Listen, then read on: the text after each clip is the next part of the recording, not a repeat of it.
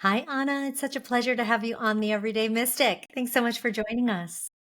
Thank you so much. It's such an honor to be here. Thank you. I'm excited to talk with you about your journey, both, I guess, outwardly, but also inwardly and where that's led you. You're a health coach, and I know that you guide people in making healthy choices for their body. And those healthy choices obviously also affect the mind. And I'm also really interested on your thoughts around how those healthy body choices affect our connection to spirit because of that integration of mind, body, spirit, and really that we are this one being and that there is no separation of that.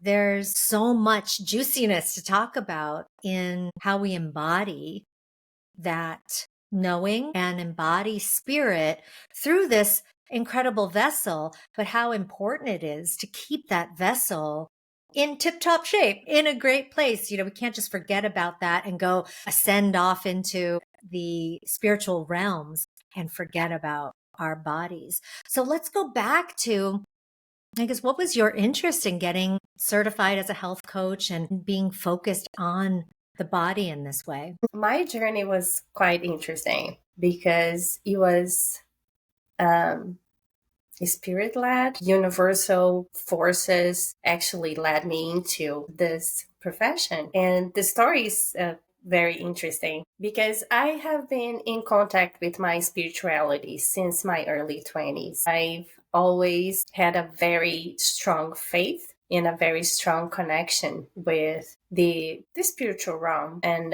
I've studied for many years and actually taught kids for many years in this place I've used to go in Brazil. And it's interesting because even though I was always really connected, once I started like cleaning my body through diet, I started feeling so much more connected. It was like if I opened my intuition channel. Yeah. So that is one thing that, to answer part of your question, I believe that when our body is clean, energetically clean, we connect so much better with our spiritual senses and intuition and all. And I felt that myself through cleaning my diet, how much more open to creativity and intuition I started to become. So, and I do believe that this energy that we feed our bodies with, the energy of food, impacts everything, every single cell. So I know some people advocate for different things, but I cut out meat completely from my diet because I think the energetic charge of eating other living beings was not resonating with me anymore. And of course, eating more plants and focusing on having more plants did the opposite. Because then the energy that I'm bringing in is the energy from the sun, from the soil, from the plants. This is one part of just talking about how the body, I think, is now more my body. It's more connected to the spirit now. And that was through the health coaching training program that happened. So it's all connected. I want to go back to what you were saying around the clearing and cleaning and getting into alignment with you for what diet you felt was right for you and how that connected you to energy. Do you also believe that connecting energetically to source, God, creator, to our higher self or ourselves as energy, and even just making those connections will also help us to connect to our bodies? That it can go the other way around, of where we can sit in meditation, we can pray, we can be in nature and connect to energetics of nature, and then therefore feel a deeper connection to our body. I absolutely believe that because, well, mindfulness starts in the body, right? I think being connected to the body and experiencing this life in the body, well, I would say for us to experience this existence in a very connected way, I would say, we need to feel connected with our bodies. I don't think there is separation, but maybe when we are not thinking about it in this way, or if we are not aware that this connection exists, then we just don't pay attention to what's happening. But the body is important the same way. There is no way to live a spiritual life if you're not present and connected to your body, Yeah. right? Absolutely. And I think a lot of the older ancient traditions, there's some, I would say some of that wisdom leads to purely ascension. Like the ultimate is nirvana, or the ultimate is heaven. The ultimate is essentially leaving your body.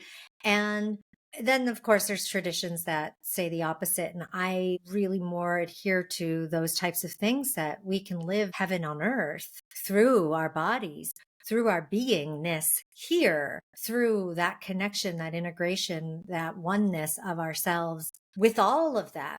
But that does take in to consideration the body, and not forgetting it, not neglecting it, Mm-hmm. and not abusing it, Yeah. which is so often what happens, certainly not even just in the spiritual world, but I mean, in the regular modern world, where people are so disconnected in general, not feeling into their bodies. They've walled off feeling, they've walled off pain and discomfort, and walled off any connection to themselves because of, well, because of so many things. Naming those things, I think, helps, because then we can also help to reconnect in those places too. So some of those things for me were, traumatic events in my life, disassociated me from my body. Growing up in modern America, where the TV was turned on immediately in the morning, and then you're just zoned in to this place and not zoning in to this place, was also a really powerful drug, a powerful form of distraction for me. What are some of the other things that you've come across with your clients, or even in your own life yourself, that have been powerful distractions to our connection to the body? Well, many things. Like I said, the media is one. And then for the younger generation, the cell phones and the social media. And I would say that probably this is what is disconnecting people from everything right now. I think it's the way we relate with our phones is really something that we need to be really aware, because it can just consume everything, our lives, our time, our relationships, and it disconnects us from everything that we need to connect to, because it's disconnect us from ourselves and from others and from the world. So I think this is the biggest one for now that I think. But for me, growing up, like you said, TV was not on all the time, but it was a big distraction for my parents and my family in general. Yeah. And maybe video games. We always had those moments of just entertain ourselves with something, technology related, TV, video games, and yeah. But I remember when I was really young, we used to sing at night, Mm. and that was a really happy time that I remember. And that was a time we didn't have a TV. We were living in a very isolated area in Brazil, because my dad traveled a lot and he was really an adventurous guy. So he took us for this place in the Amazon where we didn't have TV or anything. And so at night we listened to the sounds of the forest and we sang. So yeah, this was a way to connect. But to answer your question, I think for most of us nowadays, I think technology is what disconnects us from everything, and social media is terrible. Gosh, I mean, I have a year old. And, this age where so many kids are getting their phones at this age because parents, I think, well, that everyone else has them. That's, I think, number one reason. Everyone else has one. Number two, it's like, well, their kids are getting more independent. So they want them to have that connection to them so that they can find them or reach them when they're out and about. And so this time of life for a lot of kids is a really make or break, I feel, time of life of where are they going to become a slave to their phones, to social media or not? But it is so sensitive of a time. I think having a phone is one of the most powerful things that I have and use in my business. I can be location free. I can be posting from a beach somewhere. I can be while I'm traveling somewhere in between, I can do work. And then when I get to the place, I can just enjoy the place, so the phone offers so much freedom when used in those ways. And it's a tool, just like anything. It's a tool toward freedom or a tool toward information or connection, right? Being able to connect. We connected through the phone, essentially, right? On Yeah. Instagram. Yeah. So there's there's beauty in it and there's danger, such deep danger. And kids just don't know how to navigate that. They just don't have the wherewithal. I think the executive functioning of their prefrontal cortex is just not fully engaged yet. They don't have the life experience to be able to know when to say no and when to turn it off. And they can get so easily sucked in. And you see those kids, you remember the ads when the Apple iPod first came out? And there were advertisements. I lived in LA at the time, and there's huge ads on the side of a building that would go for stories of the building. And it would be that iconic ad of the silhouette of the person dancing with their iPod. So you could kind of like see the iPod in their hand with the earbuds, like what you have right now, right? The wires connecting to the iPod, and it would be like the person dancing. And that said so much in that imagery. I think it was brilliant from a marketing advertising standpoint. But now I keep picturing this, ironic ad or ironic image of the kid or person on their phone with the hunched back, and you just see everybody walking now with this hunched body over this phone, just fully consumed. I mean, they're just in it. They're lost in it. So literally can walk into things or walk into you or absolutely not see you or connect with you. So yeah, I think it is, I agree with you. It is our number one epidemic right now in that disconnection to self, to source, to each other, and certainly to our bodies. The technology is amazing. I mean, all we can do with it now in terms of work. But even for me, it's a distraction.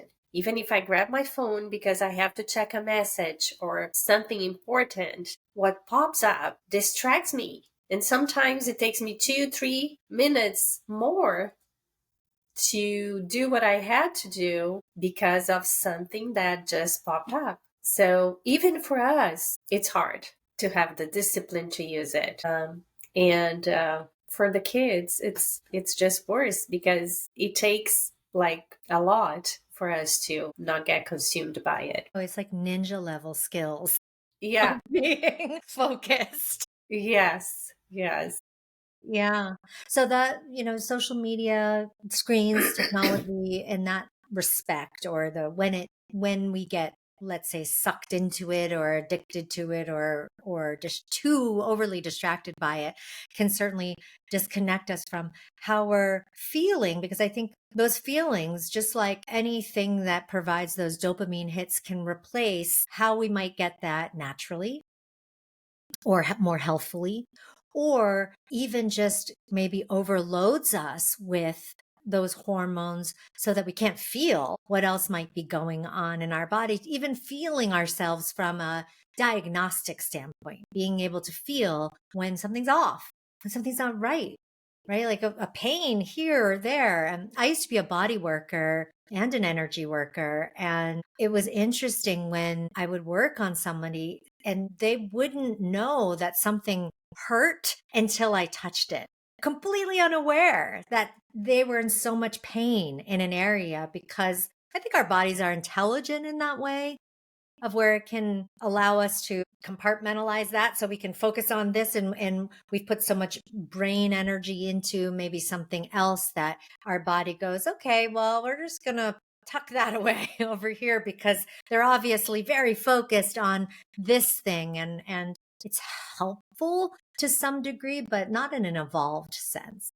Yeah. And another thing that I just came to mind that I think it's really important to say is that our social patterns, since we started having massive marketing and advertising from the big pharma industry, I think this is something that keeps disconnecting people from their bodies, because every single pain or every single sign or message that the body tells us, because those pains and those symptoms are just messages that the body is sending us, right?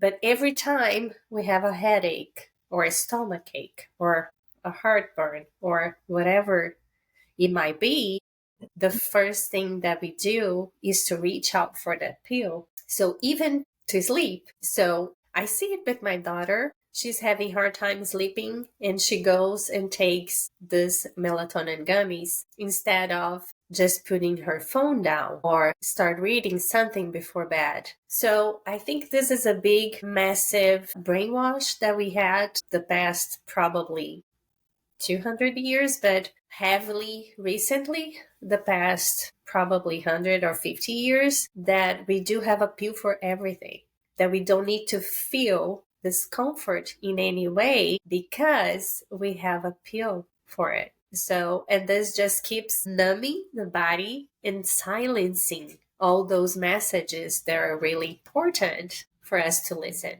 Oh, right? So, so yeah. true. Everything from over the counter to prescription drugs, all of that, just we're inundated with that messaging, which also tells you it's not okay to feel not okay. Yes, yeah, it's not okay. Why don't you take a pill? And it's so interesting. I've always been that kind of person that hates to take medicine, and I was always made fun of because my sisters was to tell me, "Why do you keep just suffering with this pain? Take the damn pill." And I was always, no, I want to understand what's going on and why I'm having this headache. But this is so unusual, right? Because we were just brainwashed by this big marketing from those companies. The same thing with food. So big pharma and big food industries, those are the two big culprits of our health crisis, Yeah. or the health crisis we're living right now. And not being conscious to that programming Mm-hmm. is our responsibility, right? As an individual, because we can look beyond, and if we take responsibility for ourselves, we can make different choices than that. It can be hard to break out of that programming because it's designed to hypnotize us, right? It's designed to suck us in and control us, control our mind, control our choices and our behaviors. So it's very powerful in what it does. And yet there's those of us who have broken free from that, or were never sucked into it in the first place, whatever it might be, even though we saw the commercials and the billboards and the ads. What do you think it takes to break free from that? Because I think there's a lot of people who are suffering and would maybe want a solution, and yet they're still in that, oh, I hurt, I have a pain, take a pill. What do you think it takes to break free of that path and start to explore another one? So what I have seen is people getting to the very rock bottom with their health or their emotional health or mental health or in their lives in general. And that's why I think it's very important for us to keep talking about this and bringing awareness to all those issues, because at some point it's going to click. Because one thing that I do believe is that everybody has their own timing. And at some point, they will get that message. So we just need to keep planting those seeds, keep sending those messages, keep talking about the issues. And eventually, the awareness will come for more people, or one person at a time at least. Everybody is on their own timeline. And also, I think we can powerfully impact our own timeline at any time, at any moment. A new decision can be made that will shift the timeline and shifts where we go. So I totally agree with you that we continue to share the information, put out these messages, share inspiring alternatives for people so that they can continue to see that there are other ways, that there are other choices, that there are people out there that can help guide them in those choices. And when I went into holistic wellness back in the late 90s, early 2000s, there were absolutely the early wave of, the 60s and 70s where a lot of people were getting health conscious and sharing that information. And that was even more rogue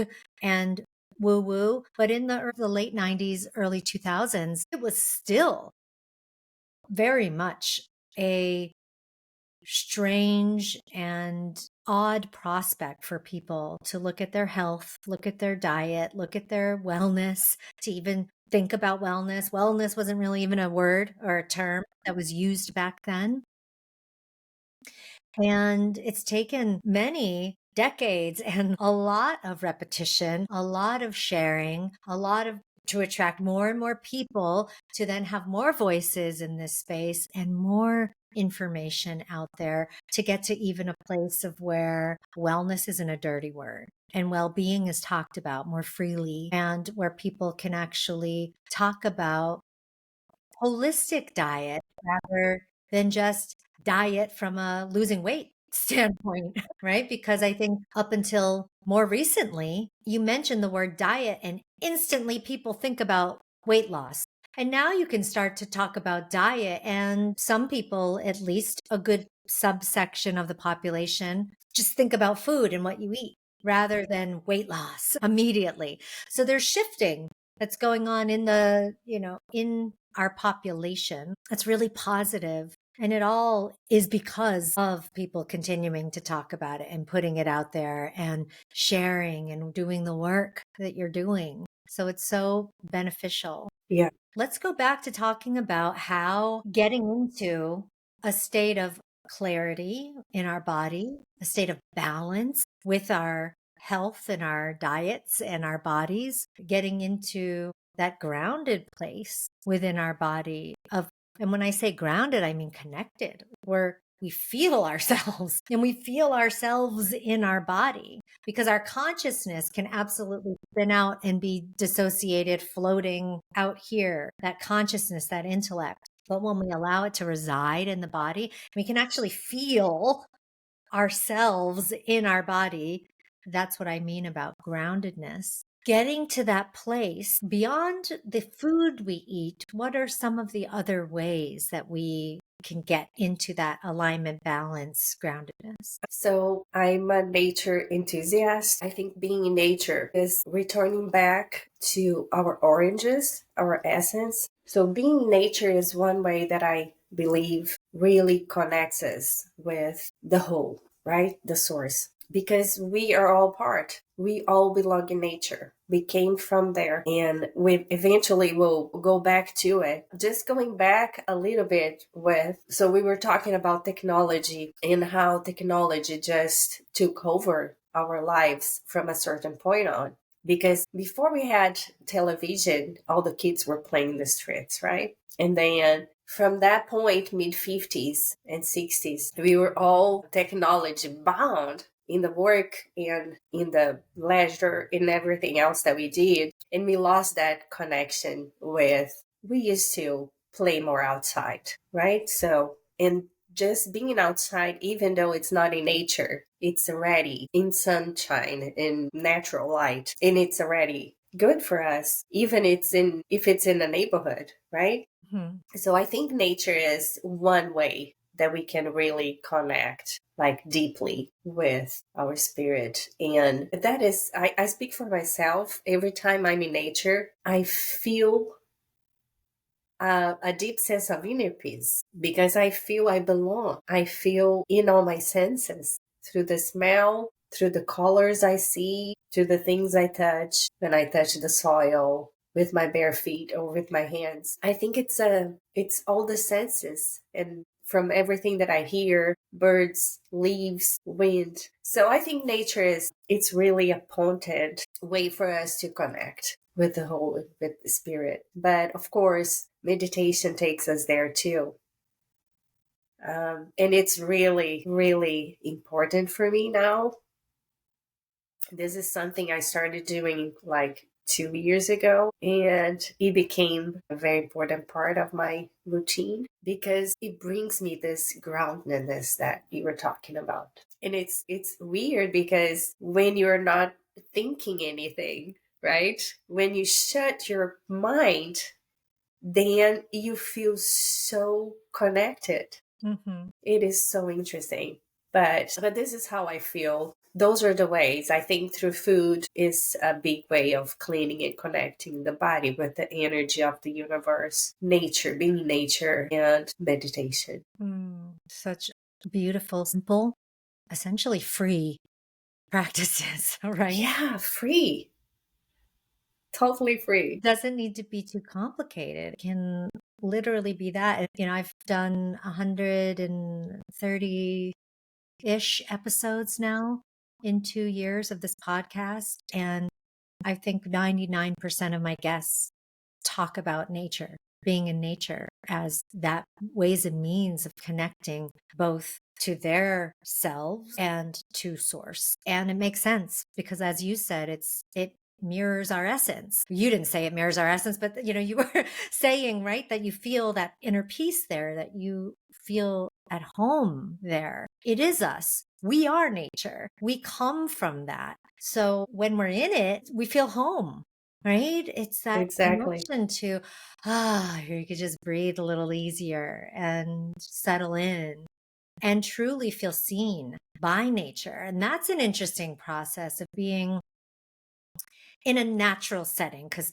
I do believe we're nature, so we're always in nature. But when we're talking about being in these natural environments or in a natural setting out in the sunshine, even if it's on concrete, but we're in the sun and we're feeling the wind and we're in the elements, we get to be mirrored back to our inner nature, ourselves as nature, and it gets to be reflected from that surrounding. And that's so beautiful to feel and get out of the get out of the phone, the screen, the technology, the disconnect, get into ourselves as a natural being. Yeah, absolutely. You mentioned the early 70s and the 60s. So the hippie movement, right back then, which I think it was just beautiful.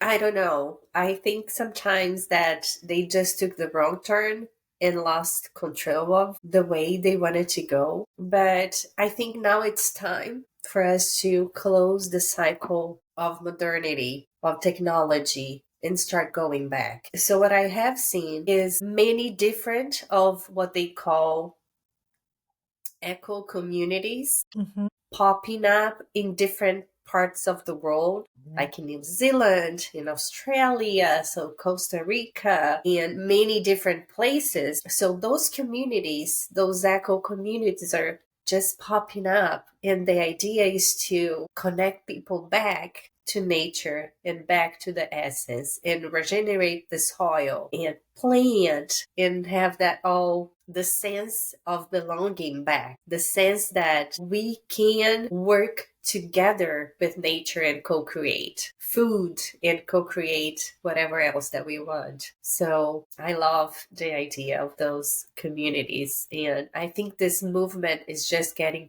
stronger and stronger because every day I see a different community They're showing up. everywhere. They They are really are everywhere. everywhere when you start to look. And, they aren't the old hippie commune anymore. Some of them are, but I think many of them are independent living, but you share some common resources like the farm area, you share maybe tools. And so many of them are designed in that way. And then there are some that are more like a commune, if that's what people want and like. But there is just every shape and form of those kinds of co-living communities out there. And I agree with you that it helps us to reconnect back to nature, because the living more connected to nature, growing your own food and being part of that cycle is hard.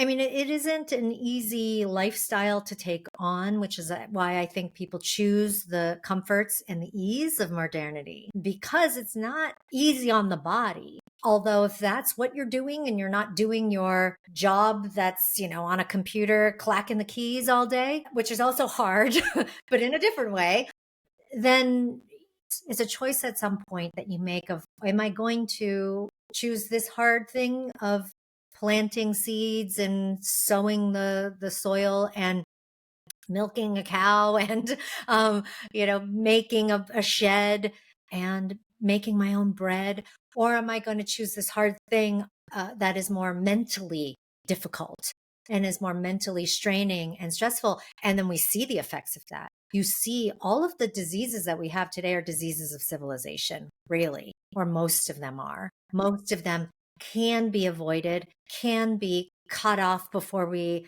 enter down that road by the choices that we make. And we have the ability to make other choices that then don't lead to those outcomes that so many people think are just inevitable, but they're not, Yeah. as we And know.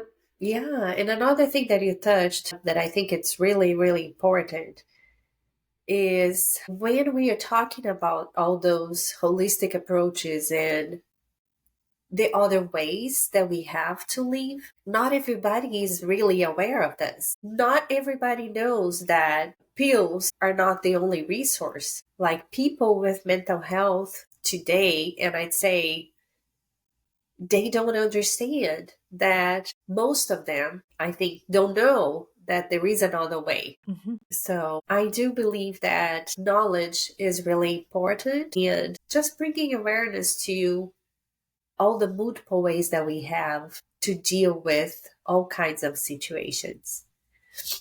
And because some people really don't have that knowledge. I want to get to how people can connect to you because you've got such amazing knowledge. And then I have a few more questions for you. So I am on Instagram. So my company name is Mamma Terra. It's Mama with double M's, and Terra is Terra.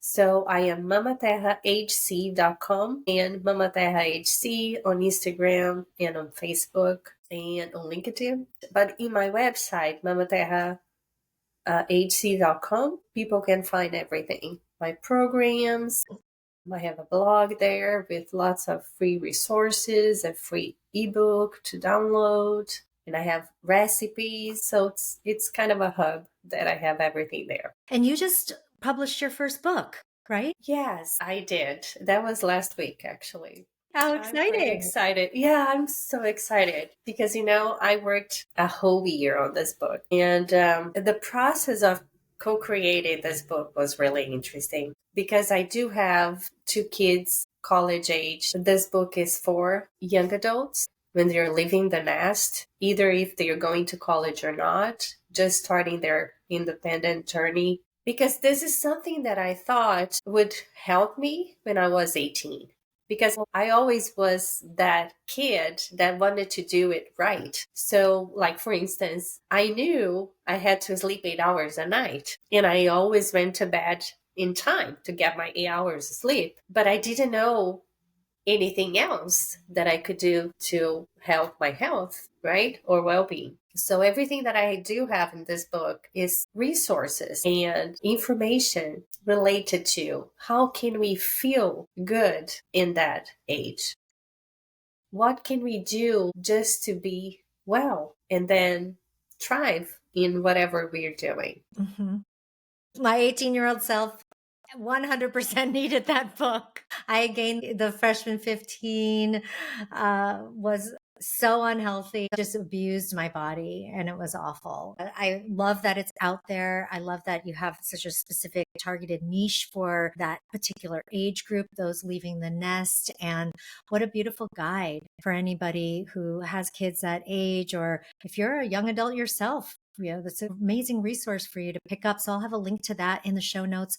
Also, I want to ask you, when it comes to somebody starting out their health journey. So this is somebody, okay, they've made the choice. They're like, all right, something's got to give here. I know I need to do something differently, but I'm scared. I don't quite have the resources, the knowledge. They're maybe still really stuck in that program of something hurts, take a pill. What would be some of your top tips for that person to just get started, to start taking those baby steps on this road to more vitality, greater health? Yeah, so my first tip would be listen to your body, because this is what I tell my daughter all the time. So your body is telling you something. Just pay attention and try it for yourself. I don't need to tell you if you eat this, you'll feel better. Just try it, right? So the things that I talk in the book are, of course, the basics. I talk about sleep, diet, and physical exercise and all that. But the most important thing, the most important message is awareness. You have to be aware. There are other ways of doing it. Just be aware Mm. and try it for yourself. So eat this and see how you feel. It's a Sleep that much and see how you feel. Exercise and see how you feel. Because we are just a living experiment, right? yeah, So you have to feel it in your body. So try it. amazing. And it's so empowering to take that on yourself and start to do those experiments and create more and more awareness. You're really taking the reins of your own life Yeah. that way. Thank you so much, Anna. This has been beautiful to connect with you, to hear your wisdom and insights in some of your story. I'm excited to check out your book and to stay connected with you and all of the beautiful things that you're offering in the world. Thank you so much for coming onto the show. Thank you. Thank you. It was an honor.